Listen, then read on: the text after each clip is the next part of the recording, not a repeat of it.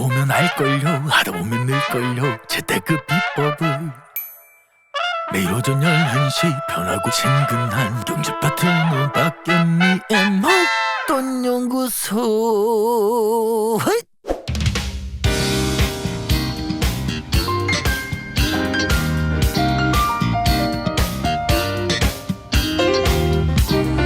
안녕하세요. 목돈연구소 박연미입니다. 전염병 같은 공포가 미국, 스위스 지나 독일까지 강타했습니다. 독일 최대 투자은행 도이체방크의 주가가 금요일장에 폭락한 건데요. 자산만 무려 1,870조 원, 문 닫은 실리콘밸리 은행의 7배, 크레딧 스위스의 3배에 가까운 공룡입니다. 몸집도 크지만 더 걱정인 건 뾰족한 이유가 없다는 점입니다. 채권값이 급락해서, 부동산 투자가 걱정돼서, 여러 가지 이유를 갖다 붙이지만 뚜렷한 건 하나도 없습니다. 그래서 앞으로 어떻게 될까요? 잠시 후에 자세히 알려드릴게요. 3월 27일 월요일 박연미의 목돈연구소 개장합니다. 아리아나 그란데 프로블럼 듣고 오셨습니다. 여러분의 오늘의 프로블럼, 문제는 어떤 건가요? 저는 아침에 일어났는데 눈이 없어져서 찾느라 한참 걸렸어요. 주말에 고향에 갔다 왔습니다. 다음 주에 한식이라고 해서는 아니고 겸사겸사 다녀왔는데 피곤해서 그런지 얼굴이 너무 부었더라고요. 자, 부은 얼굴 보라로 보실 수 있습니다. 오하나 사오님의 프로블럼은 아내가 옷장을 열고 입을 옷이 없다고 하는 걸 보니 봄이 왔네요. 우리 경제도 봄이 오길 바라봅니다. 금마무리한 느낌이 있죠. 오하나 사오님의 프로블럼 저희가 커피 한 잔 드려야겠네요. 자, 저희 매일 오전 11시부터 12시까지 목돈연구소 준비돼 있죠. 저는 박연미입니다. 유튜브 시사교양 라디오 시교라 준비돼 있고요. 고릴라 보는 라디오도 있습니다. 문자 소개되면 추첨해서 커피 쿠폰 드리고요. 샵 1035, 단문 50원, 장문 100원, 고릴라는 무료입니다. 잠시 후 국내외 시황, 키움증권의 한지영 연구원과 알아보고요. 일타 경제 이슈 전해주는 일타 기자, 이데일리 김성훈 기자도 출격 대기 중입니다. 그리고 오늘 증시연구소 열리죠. 미래에셋증권 김석환 리서치 연구위원과 함께할게요. 키움증권의 한지영 연구원과 증시 알아볼게요. 안녕하세요. 네, 안녕하세요. 우리 유럽 증시부터 알아볼까요? 네, 유럽 증시는 일단 숫자만 놓고 보면은 독일이나 프랑스, 이탈리아, 그리고 영국 전반적인 증시들이 마이너스 1에서 마이너스 2%대 주가 흐름을 기록을 했습니다. 그래서 유럽 증시가 이렇게 빠진 거는 또 다른 문제은행이 등장한 것 같아요. 바로 도이체 방크가 그날 유럽 증시에서 8%대 주가가 급락을 했었는데, 이거는 이제 크레딧 스위스 사태 이후에 도이체뱅크가 제2의 희생자, 문제은행이 될 것이라는 불안감들이 부각됐고, 그로 인해서 도이체뱅크의 부도 위험 지수가 프리미엄이 폭등함에 따라 전반적으로 유럽 증시 투자자들의 심리를 불안하게 만들면서 그렇게 하락세를 보였다. 이렇게 이해하시면 될 것 같습니다. 네, 유럽장이 이렇게 어려웠으면 미국 증시도 흔들릴 법도 한데 어떻게 올라서 마감을 했어요? 네, 이거 같은 경우도 보면은 도이체뱅크가 문제은행으로 지목되고 있기는 한데, 이게 미국이나 다른 여타 은행권들, 특히나 대형 은행권들의 추가적인 뱅크런이나 재정 건전성을 위협하지 않을 것이다. 이러한 인식들이 미국 증시 장중에 부각이 됨에 따라 전략 후강의 장세로 마감했다. 이렇게 보시면 될 것 같습니다. 그리고 도이체뱅크는 한번 살펴보면은 여기는 그래도 크레딧 스위스에 비해서 상대적으로 재정 건전성이 양호하다. 이렇게 보시면 될 것 같아요. 과거 3년 동안에 여기는 인력의 20%를 감축을 했고, 주식 세일즈랑 트레이딩 사업 부문들을 철수를 통해서 구조조정, 체질 개선을 통해 작년 한 해만 거의 56억 유로에 달하는 순이익을 기록을 했습니다. 이거는 거의 80억 달러 손실을 낸 크레딧 스위스에 비해서 굉장히 양호한 재정 건전성을 지니고 있다라고 보시면 될 것 같아요. 더 나아가서 22 총재나 또 바이든 대통령 등 주요 정책 결정자들도 지금 은행권들은 회복력이 지금 충분하고, 만약에 문제가 발생할 경우에 금융 시스템의 유동성을 공급할 준비가 되어 있다고 발언하는 등 어떻게 보면은 이제 시장이 듣고 싶은 이야기를 들려줬다는 것도 미국 증시 강세 하나의 배경으로 작용했다. 이렇게 저는 보고 있습니다. 근데 우리가 은행에 대해서 근본적으로 신뢰의 위기가 아닐까 이게 계속 걱정이 되는 게요. 괜찮은 은행들까지 계속 위기설이 나돌고 돌았다 하면 또 투매가 일어나고 유럽뿐만 아니라 전 세계 은행권 이거 괜찮은 건가요? 맞습니다. 그래서 완전히 이 불안감이 해소되지 못한 것은 사실입니다. 그리고 연준의 이제 고강도 금리 인상에 대한 충격들이 계속해서 등장을 하고 있다라는 점이 우리 청취자들뿐만 아니라 전반적인 글로벌 투자자들의 불안을 쉽게 잠재우지 못한 상황인데, 하지만 제가 아까 잠깐 말씀드렸던 것처럼 이미 바이든 대통령 같은 경우도 금융 불안 출현 시 전액 예금자 보호 확대를 사용할 것이다. 이렇게 강력하게 이야기를 했고, 그 연준 내에서 가장 매파 성향인 세이트 루이스 여느 총재의 지난주 금요일 발언을 들어봐도 미국 은행들은 탄탄하기 때문에 위기가 곧 해결될 것이다. 이렇게 이야기를 했습니다. 따라서 저희가 이제 중요시 봐야 되는 거는 이번 은행권 위기가 예전에 리먼이나 과연 금융위기처럼 또다시 그러한 것들이 재현되는 시스템 리스크로 치닫지 않을까, 여기를 한번 주목을 해봐야 되는데, 현재까지 저에게 주어진 모든 정황들이나 데이터들 그리고 당국자들의 이러한 신뢰를 강화하기 위한 발언들을 종합해 봤을 때 시스템 리스크 가능성 저는 여전히 굉장히 낮게 보고 있습니다. 이게 지난주에 미국에서 논문이 하나 나와가지고 다들 더 걱정하기 시작한 건데, 지금 말씀한 것처럼 미국에서 은행들이, 특히 중소은행들이 계속 어려울 거다 이런 전망도 있거든요. 그래도 괜찮아요?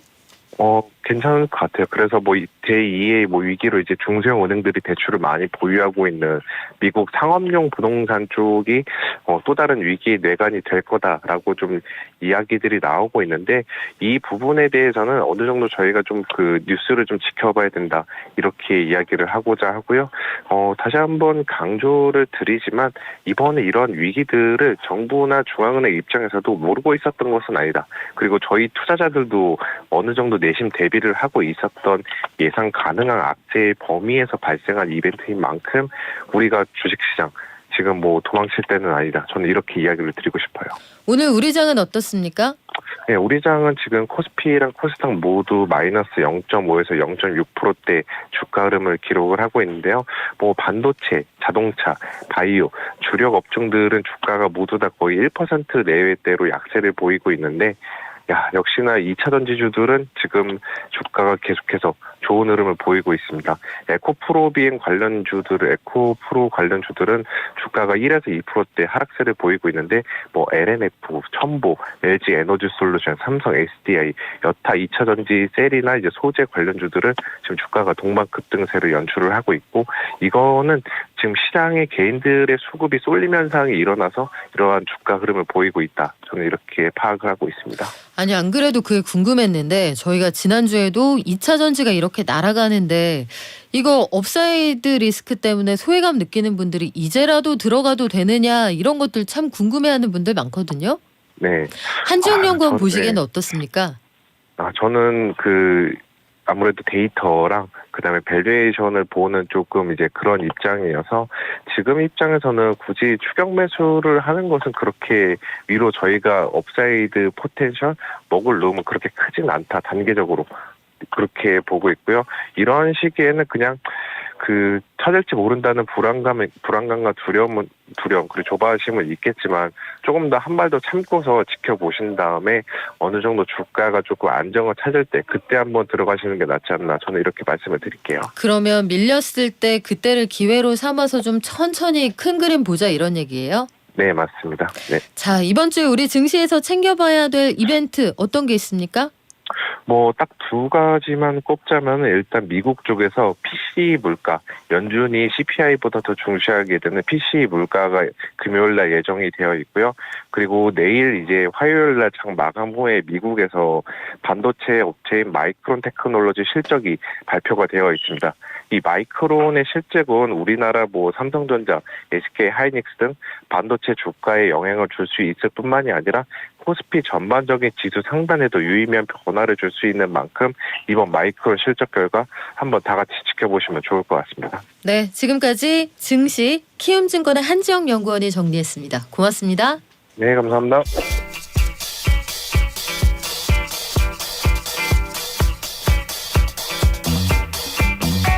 오늘 이 뉴스들 빼놓으면 안 되겠죠? 오늘 반드시 알아야 할 경제 이슈들만 모였습니다. 1타 경제 이슈 이데일리 김성훈 기자 오셨습니다. 안녕하세요. 네, 안녕하십니까. 자, 주말 잘 보내셨습니까? 네, 덕분에 잘 지냈습니다. 그래요. 우리 인사말로 시작하는 김성훈 기자님. 네. 중국으로 먼저 가본다고요? 첫 뉴스. 네, 시진핑 3기가 출범을 했죠. 중국 경제사단이 중국 베이징에서 열린 중국 발전 고위급 포럼에 총출동했습니다. 또 글로벌 기업 CEO들도 이 자리에 대거 참석을 하면서 화제가 됐는데 지난 25일부터 베이징에서 중국 발전 고위급 포럼이 열리고 있습니다. 내일부터는 중국 하이난에서 아시아의 다보스 포럼이라고 불리는 보아오 포럼까지 개최가 되다 보니까 지금 화제가 굉장히 많이 되고 있습니다. 두 행사 모두 코로나19 이후에 중국에서 4년 만에 처음으로 오프라인으로 여는 대대적인 국제 행사이기 때문에 중국 정부는 물론이고 글로벌 기업들 CEO들도 지금 대다수 참석하고 있는 상황인데요. 시진핑 주석이 개막 축전을 통해서 이런 내용을 정했습니다. 중국은 대외 개방을 통한 끊임없는 발전으로 새로운 기회를 제공할 것이라고 밝혔는데 여기서 좀 곰곰이 생각해볼 키워드가 개방이라는 키워드입니다. 시 주석이 표현했던 제도적 개방이라는 키워드는 지난해 20차 당대회 보고에서도 나왔던 것인데 상당히 허들을 낮추고 상당히 대대적인 개방을 대외적으로 하겠다. 결국에는 글로벌 기업들이 중국에서 투자하거나 중국에서 여러 가지 사업을 제안할 때 격의 없이 받아들이겠다는 뜻으로 지금 이해가 되고 있는 상황이거든요. 다만 또 아니나 다를까 날선 발언도 있기도 했습니다. 중국을 반도체 공급망에서 배제하려는 시도는 전 세계를 적대시하려는 것이다. 이런 멘트를 날렸는데 최근에 이 미국 정부가 대중국 압박을 강화하고 있는 상황에서 네. 미국을 향해 직격탄을 날렸다. 좀 이런 평가도 나오고 있는 상황입니다. 여기에 가 있는 그 주요 인사들 중에 우리나라 이재용 삼성전자 부회장도 있죠. 네, 맞습니다. 제드래곤으로도 잘 알려져 있는데요. 이재용 삼성전자 회장도 지금 중국에 가 있고 팀 쿡 애플 CEO, 팻 겔싱어 인텔 CEO, 엘버트 블러 화이저 CEO 등이 지금 현재 참석해 있는 상황입니다. 이번 포럼은 지난 21일이죠. 미국 상무부가 중국의 반도체 생산 능력 제한을 위한 가드레일 규정을 발표한 직후에 열려서 이목이 집중되고 있는데요. 팀 쿡 CEO는 공식 석상에서 중국에 대한 우호적 발언을 쏟아내는 한편 현지에 있는 애플 매장도 깜짝 방문하는 등 적극적인 행보를 보이고 있습니다. 반면 이재용 회장은 좀 신중한 모습이 보이는데 최근 미국이 삼성전자를 비롯해서 글로벌 기업의 중국 내 반도체 공장 확장에 제동을 걸고 있기 때문에 미중 간 무역 분쟁 상황을 우려해서 약간 신중한 모습을 보이고 있습니다. 그런데 이 와중에 IMF 총재는 네. 여기 중국에 갔습니까? 맞습니다. 여기서 무서운 얘기를 좀 했더라고요. 네, 크리스티나 게오르기에바 국제통화기금 총재, IMF 총재가 세계 금융 안정성 위험이 커졌고 올해는 힘겨운 한 해가 될 것이라는 얘기를 했습니다. 게오르기에바 총재는 중국 베이징에서 열린 중국 발전 고위급 포럼에서 최근 일어나고 있는 미국발 중소은행 파산 여파로 인한 시장 긴장은 다소 완화가 됐지만 금융 안정성 위험은 커졌다고 평가를 했습니다. 그는 또 올해 코로나19 대유행이라던가 우크라이나 전쟁, 통화 긴축 여파로 세계 경제 성장률이 3%를 밑돌면서 힘겨운 한 해가 될 것이라고 했습니다. 앞서 IMF가 올해 경제 전망치로 2.9%를 제시를 했으니까 이 부분에 좀 부합하는 한 해가 될 것이다라는 발언을 이어간 겁니다. 게오르기에바 총재는 상황을 면밀히 감시하고 특히 부채 수준이 높은 저소득 국가의 경제 상황에 세심한 주의를 기울이겠다고 밝혔는데요. 올해 중국 국내 총생산 GDP 성장률은 약 5.2% 예상이 되고 이러한 경제 회복이 세계 경제의 어쩌면 희망이 될 수 있다 이런 발언을 하기도 했습니다. 중국이 5% 성장한다. 사실은 좀 소박한 목표이기는 한데. 네, 그쵸? 전에도 말씀드렸던 기억이 나는데요. 그래요. 어떻게 될지 좀 지켜보겠는데 유럽이 걱정이에요. 네. 도이체방크 이거 되게 유명한 은행 아닙니까? 네, 도이체방크 점점 좀 은행에 대한 인지도나 규모가 커지고 있다는 네. 느낌이 듭니다. 실리콘밸리 은행이 뭐였지 하다가 크레디트 스위스는 들어본 것 같은데 그러니까요. 도이체방크는 뭐 많은 분들이 알고 계시는 여기 왜 투자은행이죠. 무슨 문제가 있어요? 24일입니다. 금요일 오전 독일 증시에서 도이체방크 주가가 장중한테 14.9%까지 빠졌습니다. 이례적으로 급락한 건데 2020년 글로벌 코로나 팬데믹 이후에 최대 폭락이라고 합니다. 도이체방크 부도 가능성을 뜻하는 신용 디폴트 스와프 이른바 CDS라고 하는데요. CDS도 8.3% 넘게 급증을 했습니다. 이 CDS 수치가 높아진다는 것은 부도 날 가능성이 높아진다 이렇게 이해하시면 될 것 같은데 8% 넘게 한 번에 높아지는 건 이상 신호라고 볼 수 있는 거죠. 시장에서는 실리콘밸리 은행, 크레디트 스위스 다음 타겟이 도이치방크가 아니냐는 위기감도 고조가 됐는데 다만 시간이 좀 흐르면서 일각에서의 과한 흔들기라는 인식이 퍼지면서 결국에는 8.5% 떨어진 채 마감을 했습니다. 말씀드린 것처럼 최근 자본시장에서 코로나 팬데믹처럼 공포가 전염병처럼 급속하게 퍼진다고 해서 이른바 뱅크데믹 이라는 신조어가 등장을 했습니다. 은행과 팬데믹의 합성어라고 생각하시면 좋을 것 같은데 주요 외신들은 뱅크데믹이라고 하는 침울한 구름이 자본시장에 그림자를 들이우고 있다 이런 표현을 쓰기도 했습니다. 도이체방크 관련해서 조금 설명을 드리면 최근 파산됐다거나 합병된 은행들과는 좀 차원이 다른 규모를 가지고 있습니다. 네. 총 자산만 1,870조 원에 달하고요. 크레디트 스위스와 비교하면 2.5배나 크고 실리콘밸리 은행과 비교하면 무려 7배나 큰 매머드급 투자 은행입니다. 물론 위기가 아예 없었던 것은 아닙니다. 너무 잘 아시겠지만 크레디트 스위스 사태를 계기로 AT1 채권, 신종자본증권이라고도 하고 많은 분들이 코코본드라고도 잘 알고 계시는데 이 코코본드에 대한 좀 불안감이 확산이 된 것도 사실입니다. 2014년도 도이체방크가 발행했던 코코본드 가격이 이달 들어 29.8% 약 30% 넘게 가깝게 급락을 했는데요. 이 밖에도 현재 침체 일로를 달리고 있는 미국 상업용 부동산에도 적잖은 투자를 했다는 분석이 나오면서 위기감이 고조가 됐습니다. 다만 시장에서는 좀 다른 의견도 나오고 있는데 저 은행도 혹시 문제가 있는 것 아니냐라는 우려감이 온라인을 통해서 막연하게 퍼지고 있다는 건데요. 너무 잘 아시겠지만 MTS라던가 잘 몰라요. 네. 온라인 뱅킹 앱이라던가 이런 걸 통해서 사실은 예금을 인출하거나 빼는 게 너무 쉬워진 상황이기도 하고 국내도 있습니다만 주식 토론방이라던가 투자 토론방 같은 온라인 커뮤니티를 통해서 도이체방크 좀 수상한 거 아니야? 라는 얘기가 퍼지기 시작하면 사실 일파만파 퍼지는 거거든요. 미국 개인 투자자 온라인 커뮤니티인 레딧이라는 곳에서도 도이체방크 언급이 최근에 급증하면서 여러 가지 지금 이야기가 나오고 있는 상황입니다.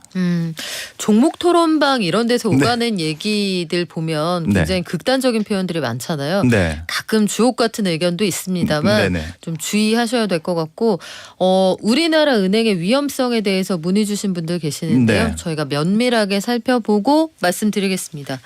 청취자들에게 말씀을 드려도 늘 대답해주는 우리 친절한 김성훈 기자님. 네. 우리나라 정부가 내수 대책을 내놓습니까? 최근에 좀 분위기가 한편으로는 좋아지고 있는 것도 사실입니다. 여행에 있어서도 여행 급증이 이루어지고 있는 상황이고 이런 좀 모멘텀을 삼아서 정부가 내수 시장을 살리기 위한 대책을 곧 발표할 예정이라고 합니다. 이르면 이번 주 중반 정도에 나올 예정이라고 하니까 좀 구체적으로 어떤 내용이 담길지 많은 분들이 궁금해하실 텐데 숙박 쿠폰을 지급하고 대규모 세일 행사 등을 열어서 소비와 관광을 좀 촉진하겠다 이런 게 좀 골자로 담길 것이라는 관측이 나오고 있습니다. 정부 내수 대책은 일단 여행 급증에 조금 방점이 찍힐 것이라는 전망이 나오고 있는데 코로나 방역이 완화되면서 폭발적으로 늘어나고 있는 국내외 여행 수요를 주목하고 있습니다. 코로나 기간만 하더라도 한 달에 10만 명을 밑돌았던 해외 여행객은 지난 1월 기준으로는 180만 명을 넘어선 상황입니다. 거의 18배 가까이 늘어난 수준인데요. 정부는 이러한 여행 수요가 국내에서 소화될 수 있도록 지원을 해서 내수를 살리겠다는 방침입니다. 숙박 할인 쿠폰 지원이 이런 아이디어에서 나온 건데요. 지난해 국내 숙박비를 약 3만 원에서 4만 원 정도 깎아주는 숙박 쿠폰을 지원했더니 이 쿠폰 사용자들이 평균적으로 지원금의 약 10배에서 11배 넘는 금액을 사용했다고 합니다. 외국인 관광객 수요를 살리기 위해서 지자체와 함께 K-팝 공연과 한식 등 한국 문화를 체험하는 기회도 만든다고 하는데요. 소상공인과 전통시장 상인들에 위해서도 또 소비를 늘리기 위해서 온누리 상품권 발행량을 늘린다거나 할인율을 조금 더 조정하는 방식의 의견도 고안을 하고 있다고 합니다. 앞서 말씀드렸던 대로 이번 주 중반 정도면 이러한 내용이 조금 구체화돼서 발표가 될 예정이라고 하는데 다만 일각에서는 이러한 대책이 자칫 높은 물가를 좀 추가로 건드리는 것 아니냐, 자극하는 것 아니냐라는 좀 우려의 목소리도 나오고 있습니다. 정부가 내수 대책을 또다시 내놓는 건 사실은 수출이 안 되는데 지갑도 닫혔기 때문입니다. 네네. 1월에 경상수지가 45억 2천만 달러 적자였는데요. 이게 43년 사이에 최대 폭이거든요. 경제 상황이 그만큼 녹록지 않다는 얘기인데 여행 수지 적자 폭이 굉장히 커졌습니다. 우리나라가 세계적으로 저비용 항공사 1등인 나라예요. 그래서 비행기 타고 해외여행 가기 제일 좋은 나라라는 뜻인데 요게 1월하고 비교를 하면 점점 배수로 늘어나고 있다. 이거 좀 기억을 해야 될 것 같아요. 그러자면 국내 여행에서 가성비가 좋다 이런 평가도 좀 나와야 되겠죠. 네.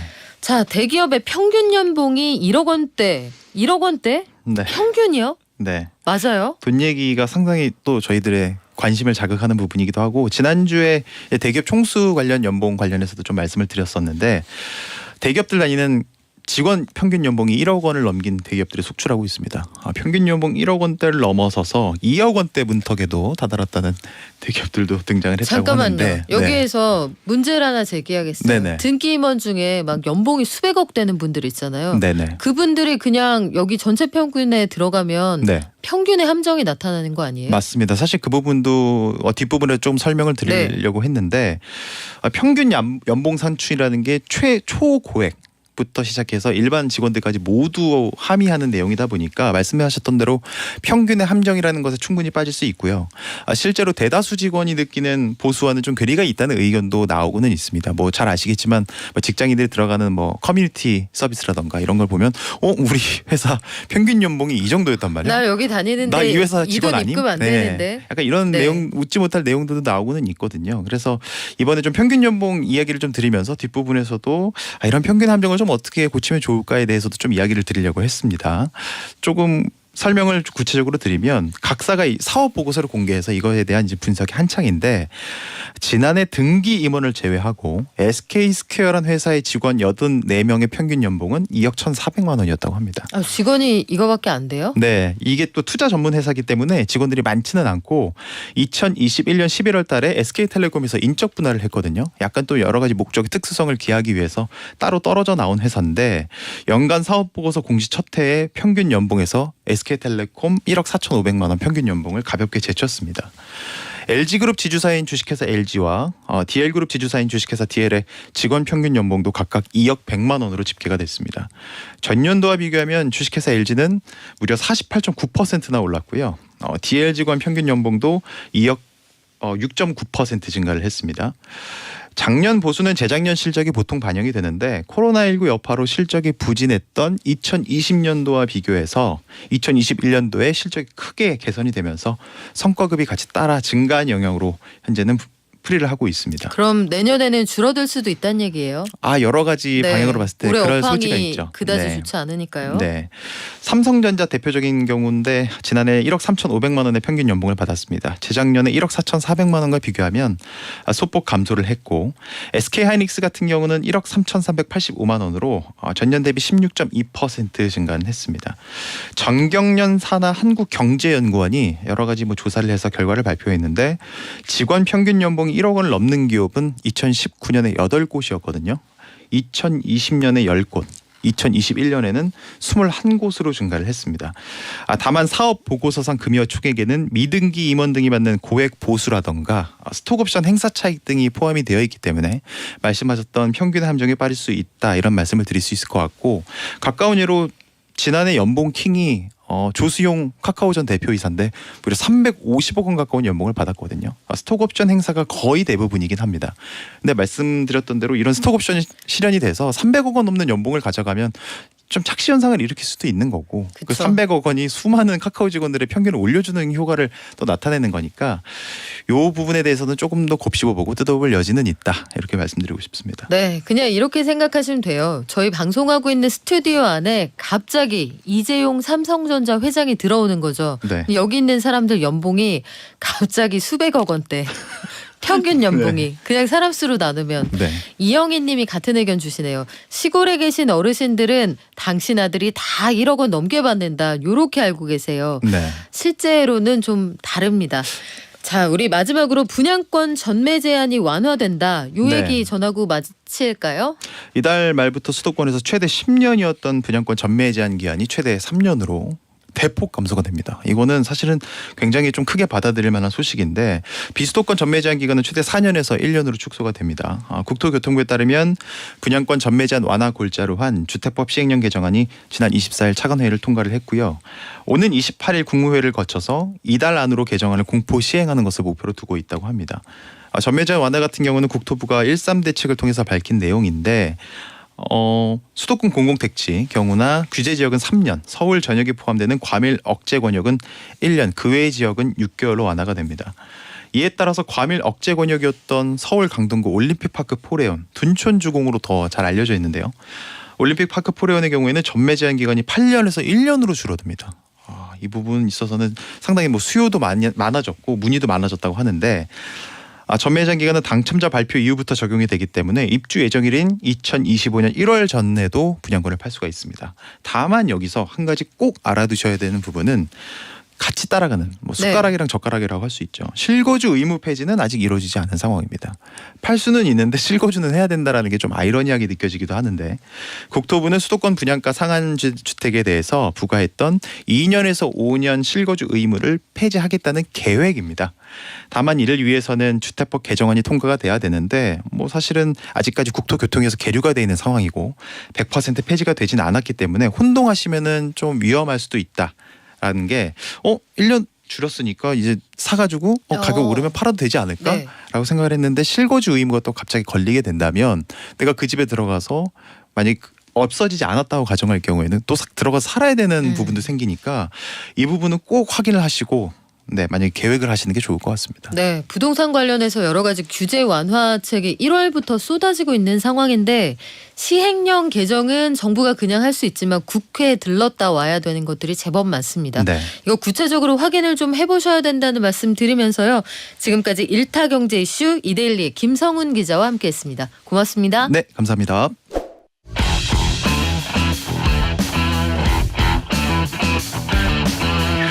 벌써 BGM이 옥타곤 느낌이 확 나죠. 여러분 투자가 왜 어려울까요? 여기에는 규칙도 없고 체급도 없어서 그렇습니다. 링에 딱 올라가면요. 그 권투할 때는 우리가 헤비급도 있고 라이트급도 있잖아요. 근데 여기는 프로랑 아마추어가 같이 붙는단 말이에요. 그래서 어렵습니다. 그래서 모신 특급 코치가 있죠. 증시연구소 미래에셋 김석환 리서치 연구위원 오셨습니다. 안녕하세요. 안녕하십니까. 특급 코치 코치가 맞죠? 된 건가요? 네. 저희 특급 칭찬 좀. 알겠습니다.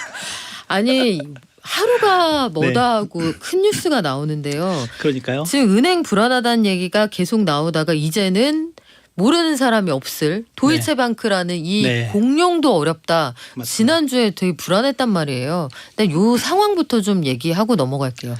일단은 시작은 그 크레딧 스위스가 이제 무너진 거에서부터 시작을 좀 한 것 같고요. 그리고 이제 그 중에 저희도 한번 말씀을 좀 드렸던 부분이 있었는데 바로 그 이제 은행들 같은 경우 특히나 이제 금융회사들 같은 경우에는 아무래도 이제 고객들의 자산을 받아서 이제 운영을 하고 그걸 잘 보호해야 되는 책임이 있기 때문에 그 자기 자본 비율이라고 하는 게 있거든요. 이제 그걸 잘 지켜야. 네. 그러니까 은행의 한마디로 이제 건전성 지표라고 보시면 될 것 같습니다.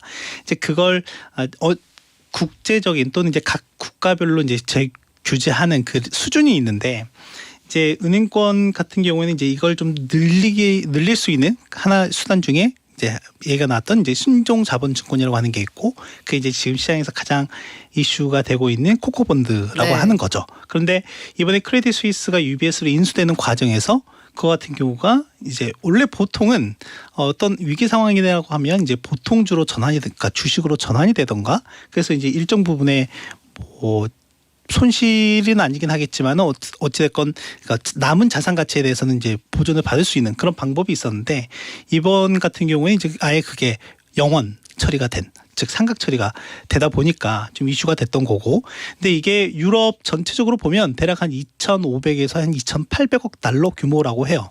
이제 그 중에 이제 도이치방크 같은 경우도 이번에 이제 문제가 됐던 게 이제 도이치뱅크가 발행한 네. 이 코코본드가 장중에 이제 급락하는 사례들이 이제 나오게 되고, 이제 그러다 보니까 시장에서는 도이치뱅크도 위험한 거 아니야? 그래서 그 은행의 위험성을 나타내는 CDS 프리미엄, 즉 크레딧 디폴트 수합이 급등하는 모습이 좀 나타나게 된 거죠. 실제 이제 그 크레딧 스위스 같은 경우도 이제 이런 CDS 프리미엄이 뭐 한 400에서, 물론 이것도 상당히 높은 수치거든요. 네. 근데 한 4,500선에서 이 위기가 발생하자 갑자기 순식간에 1,000으로 탁 뛰었거든요. 근데 지금 도이치방크 같은 경우에도 지금 한 200대에서 유지를 하다가 이게 지금 500대가 넘어서는, 이제 이러다 보니까 지금 유럽 내에서도 보면 뭐 도이치뱅크를 비롯해서 독일 레코메르츠 방크라든지 이런 은행주들의 전염이 되는 게 아니냐 하는 우려감이 좀 커지고 있는 것 같아요. 그래서 전염성에 대한 우려가 그 사실에 입각한 거예요? 아니면 그냥 우려예요?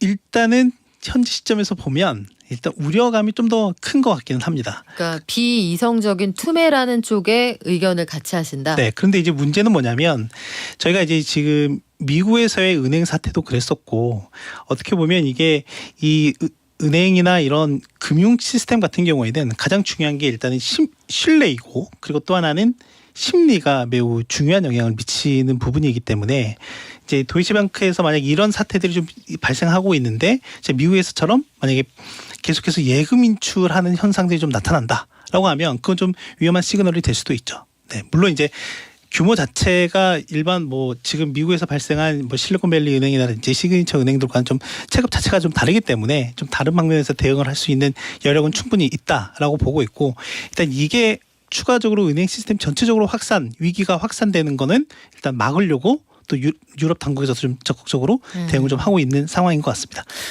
저는 그런 생각이 들더라고요. 지금 도이체뱅크 주말에 계속 뉴스가 나와서 아마 다들 아셨을 텐데, 도이체뱅크가 작년에 순이익이 우리 돈으로 7조 원이 넘습니다. 그리고 증가폭도 상당히 큰 편이고, 유동성 커버리지 비율이라고 해서 우리 한 달 동안 그러니까 급전으로 정말 은행이 문제 생겼을 때 갚아야 되는 돈, 요것도 충분해요. 그러면 이거는 이제 사실의 영역인데 그런 생각도 들더라고요. 저도 취재 한 20년 넘게 네. 하고 경제 평론하고 이러면서 드는 생각은, 이 은행이라고 그 코로나19 당시에 풀린 어마어마한 유동성을 뭐 뾰족하게 둘 때가 있었겠느냐는 거예요.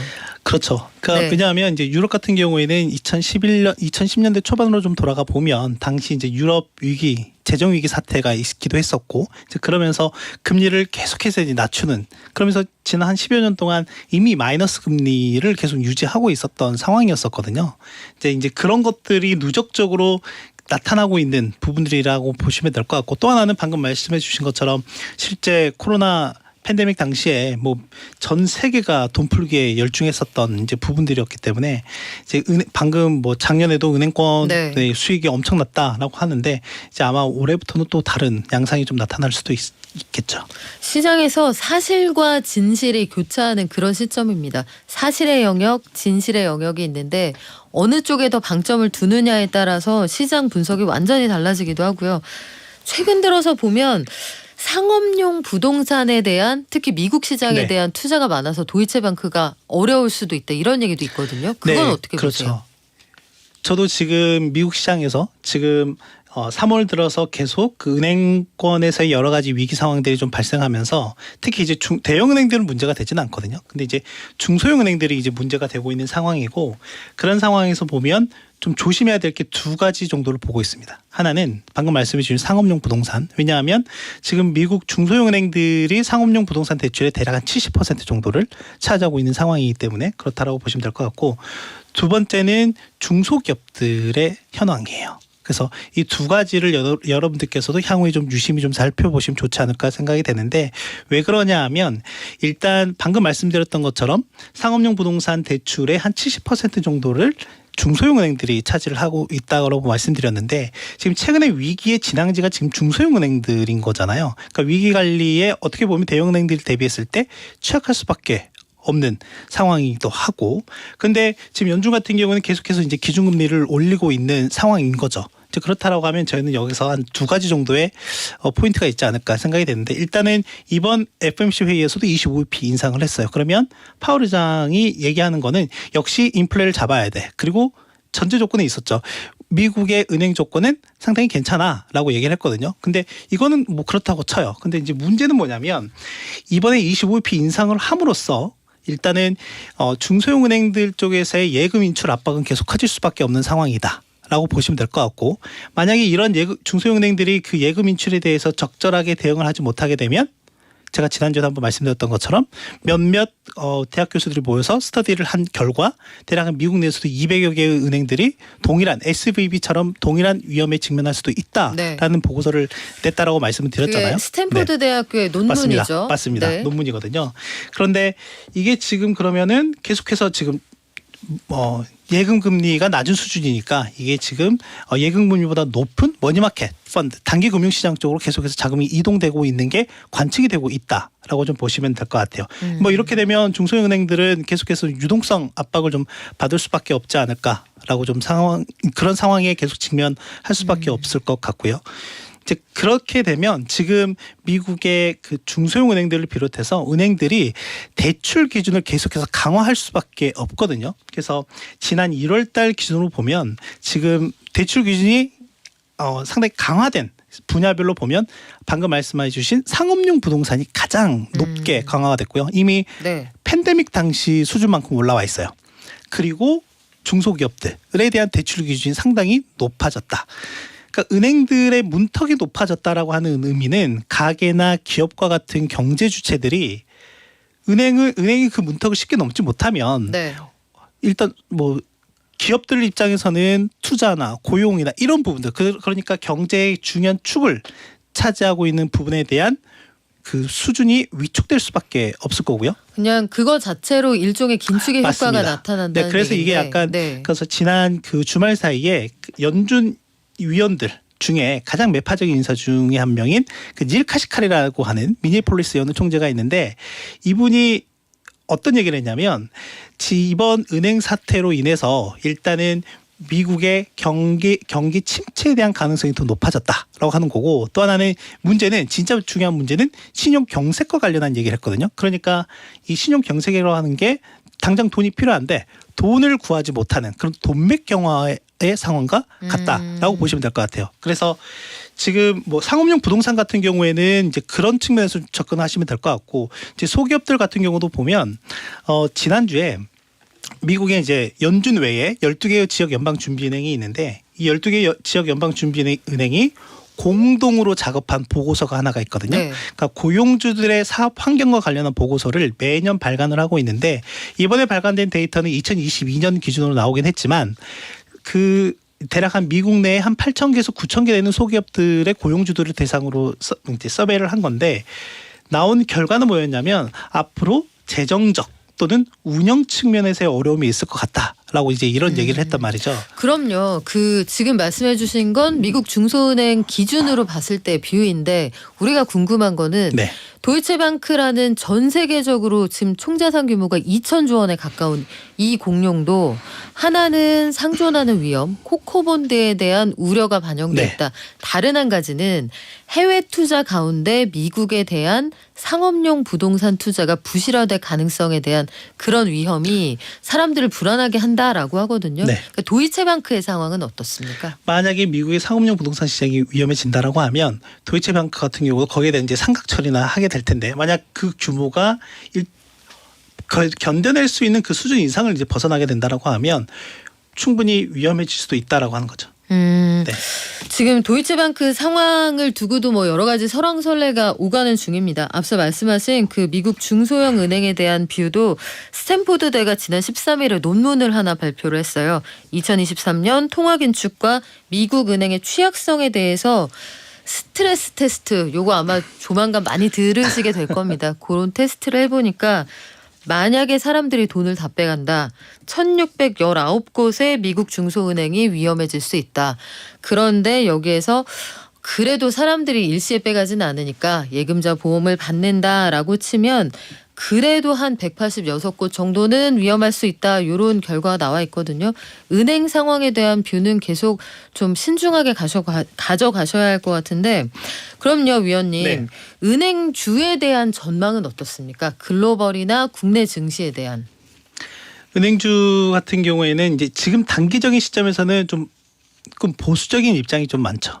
네, 단기적인 입장에서는 보수적인 입장이 많은데, 근데 뭐 저희가 항상 과거에도 그랬던 것처럼 우리나라가 이제 직접적으로 은행주의 붕괴를 경험했던 게 이제 97년, 98년 IMF 당시였잖아요.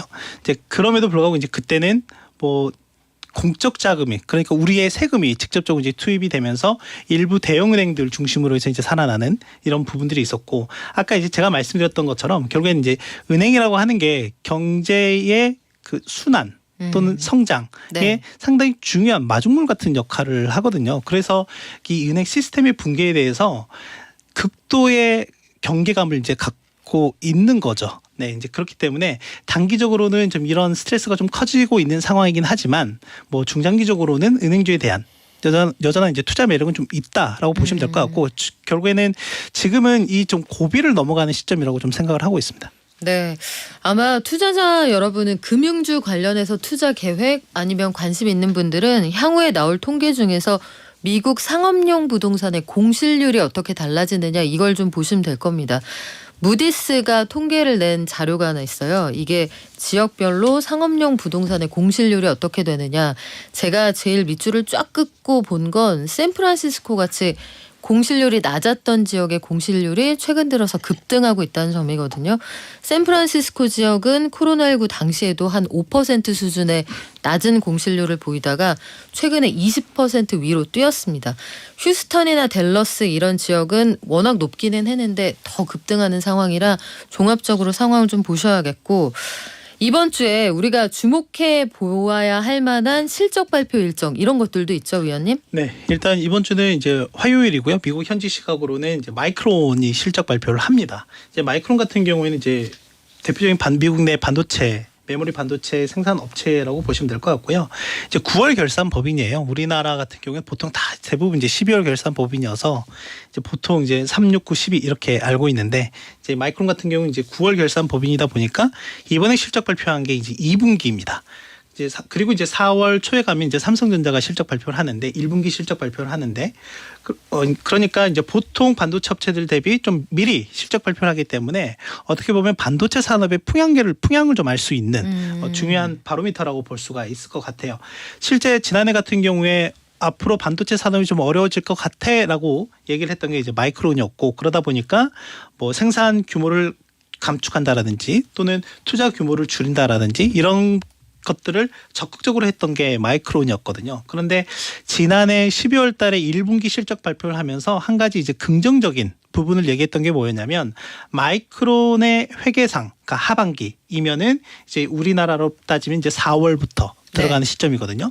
이제 그럴 때 고객사들의 재고가 상당 부분 이제 줄어들 것 같으니 어떻게 보면 다시 재고 확충에 대한 기대감이 있을 것 같다라고 얘기를 한 부분이 있었는데, 이번에 이제 실적 발표는 아마도 시장 예상을 하회할 것으로 보이긴 하는데, 어찌됐건 중요한 코멘트는 이 향후에 이제 실적 발표 이후에 있는 컨퍼런스 콜에서 앞서 말씀드린 이 재고에 대한 부분, 그리고 향후 투자 계획에 대한 부분들이 어떻게 되는지가 좀 중요할 것 같다라고 좀 보시면 될 것 같고요. 그래서 이 부분을 좀 유심히 살펴보시면 될 것 같고, 또 하나는 이제 주요 지표 일정 중에서는 지난주에 FMC가 끝났기 때문에 이제 아마 이번 주에 상당히 많은 연준 위원들이 발언을 할 것으로 예상이 됩니다. 뭐 일단 이번 주 같은 경우에 한 4명 정도가 또 예상이 되어 있는데, 이분들이 최근에 은행 사태라든지 그리고 인플레이션과 관련한 이 부분에 대해서 좀 어떤 생각을 갖고 있는지에 대해서 이제 아마 발언들이 나오는 족족 시장에 좀 바로바로 반영이 될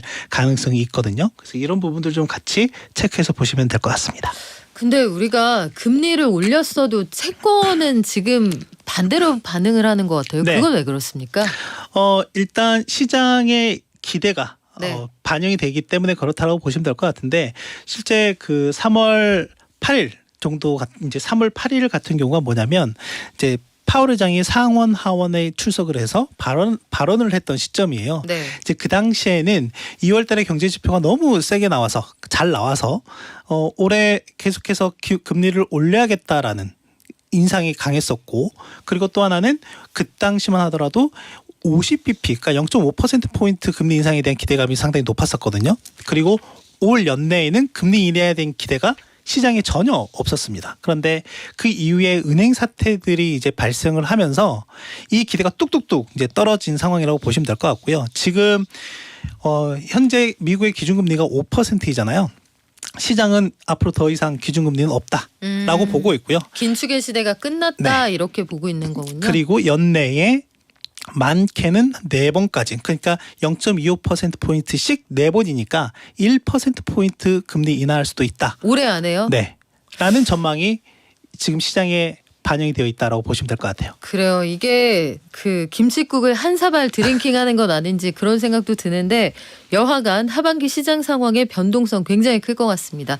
오늘은 여기서 보내드리죠. 지금까지 증시연구소 미래에셋 김석환 리서치 연구위원과 함께했습니다. 고맙습니다. 감사합니다. 네, 김동훈님 반갑습니다. 재미있는 이야기가 많지 않았어요. 어려운 얘기할 땐 또 어려워야지 어떡해요. 한복 입어야 되는데 막 수영복 입고 가고 그럴 수는 없잖아요. 오늘은 한복 입는 날이다 이렇게 생각해 주세요. 1025님 전에 제가 발전소장 시절 때부터 들으셨다고 고맙습니다. 연구소로 왔어요. 저를 뭐라고 부르실지는 여러분들이 게시판에서 합의를 봐봐주세요. 5169님 아들이 4월 중순에 의류 매장 오픈하시는군요. 경제 상황 좋지 않다고 해서 주변에서 말리는데 격려해 주었습니다. 대신 목돈연구소 열심히 들으라고 조언했습니다. 고맙습니다. 뭐 어렵다고 다 같이 다 안 되는 건 아니니까요. 그 안에도 아이디어로 풀어낼 수 있는 게 있을 거예요. 저희 마지막 곡 들려드리면서 내일 오전 11시에 돌아올게요. 끝곡입니다. 에픽하이 평화의 날, 경제에도 평화를. 내일 오전 11시 목돈연구소예요.